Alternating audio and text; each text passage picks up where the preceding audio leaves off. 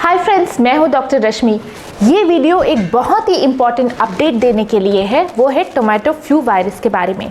अभी हाल फिलहाल में आपने टोमेटो फ्लू वायरस के बारे में बहुत सारी बातें सुनी होंगी, अपने न्यूज़पेपर से, अपने आस पड़ोस से और बाकी सारी जगहों से।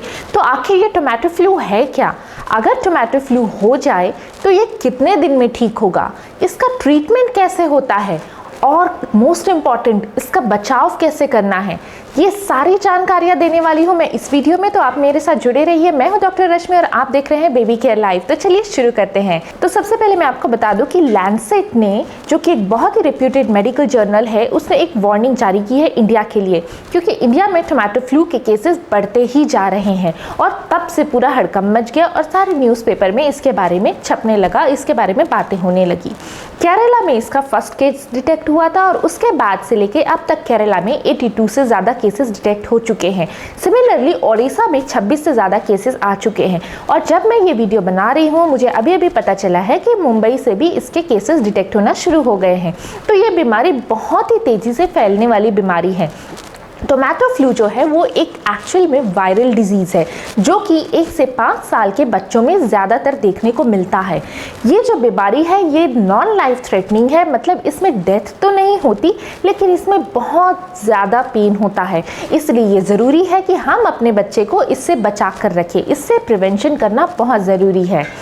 टोमेटो फ्लू आखिर है क्या? इस पे साइंटिस्ट डिबेट कर रहे हैं। क्या ये कोई नया वेरिएंट है या फिर ये चिकनगुनिया और डेंगू का कुछ मिक्स टाइप है या उनके आफ्टर इफेक्ट्स हैं? तो इसके बारे में जैसे ही अपडेट होगी मैं आपको तुरंत बताऊंगी। तो अभी आगे चलते हैं। अब सिम्टम्स क्या होते हैं अगर किसी को टोमेटो फ्लू है, किसी बच्चे को, तो ये सारे सिम्टम्स उसमें देखने को मिलते हैं।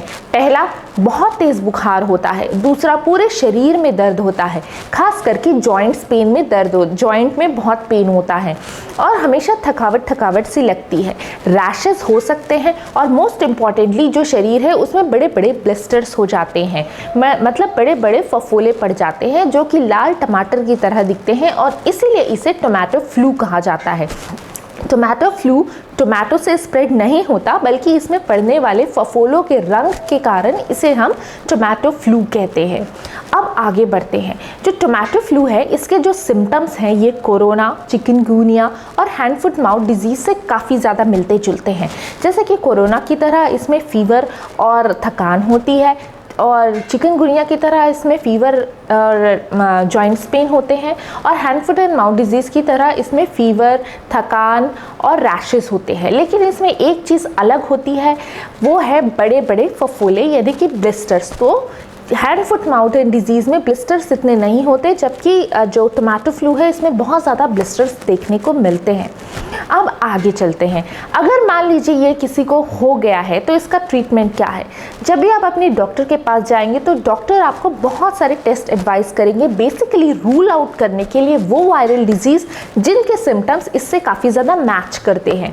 टेस्ट कराने के बाद डॉक्टर सिम्टोमेटिक ट्रीटमेंट देंगे, मतलब जैसे सिम्टम वैसे ट्रीटमेंट। अगर फीवर है तो पैरासीटामॉल देंगे। जो रैशेस हो गए हैं और जो ब्लिस्टर्स हैं वो काफ़ी ज़्यादा पेनफुल होते हैं, तो उनको सूद करने के लिए कोई लोशन दे सकते हैं। हाइड्रेशन मेंटेन करना बहुत ज़रूरी है, क्योंकि इसमें बहुत ज़्यादा डिहाइड्रेशन होता है, तो इसीलिए बच्चे को बहुत ज़्यादा फ्लूइड्स देना, रेस्ट देना बहुत ज़रूरी होता है। ट्रीटमेंट का एलॉबरेटेड वीडियो जो है वो डॉक्टर राजीव ने hand foot and mouth disease में बताया हुआ है। ट्रीटमेंट दोनों का सेम है, तो मैं आई बटन में लिंक दे रही हूँ, आप वो ज़रूर देखिएगा। अब हम बात करते हैं आइसोलेशन की। अगर किसी बच्चे को घर में हो गया है तो उसे 7 से 10 दिन के लिए आइसोलेशन में रखना चाहिए, और जो भी उसके आसपास की सरफेसेस है उसको क्लीन और स्टरलाइज करना चाहिए। ये जो बीमारी है ये हाईली कॉन्टेजियस है, मतलब एक इंसान से दूसरे इंसान में बहुत तेज़ी से फैलती है, और ये बीमारी सरफेसेस से होती है, मतलब जिस सरफेस को हमने छू दिया फिर किसी और ने उसे छू दिया, इस प्रकार से ये बीमारी स्प्रेड होती है। तो इसीलिए बच्चे का जो बेडशीट है, उसके जो कपड़े हैं और जो उसके नैपीज़ हैं, या फिर उसने जिस टॉयज़ को छुआ है, वो सारे सरफेसेस को क्लीन करना, स्टरलाइज करना बहुत ज़रूरी होता है, ताकि ये बीमारी एक जन से दूसरे जन में ना फैले। तो इस बात का आप खास ध्यान रखेंगे। अब अब हम बात करते हैं कि ये कब तक ठीक होगा। वैसे ये हफ्ते भर में ये बीमारी ठीक हो जाती है, लेकिन कुछ केसेस में इसकी जो सीवियरिटी होती है वो काफ़ी ज़्यादा होती है और हॉस्पिटल में एडमिट भी करना पड़ सकता है। बच्चे को पेन ज़्यादा होता है, जो कि एक बहुत ही प्रॉब्लमेटिक चीज़ है इस बीमारी में। तो मुझे उम्मीद है इस वीडियो से आपको टोमेटो फ्लू के बारे में काफ़ी जानकारी मिली होगी। ऐसे ही जानकारी वाले वीडियो और देखने के लिए आप हमें सब्सक्राइब ज़रूर कीजिए। मैं हूँ डॉक्टर रश्मि और आप देख रहे हैं baby care live. Thank you.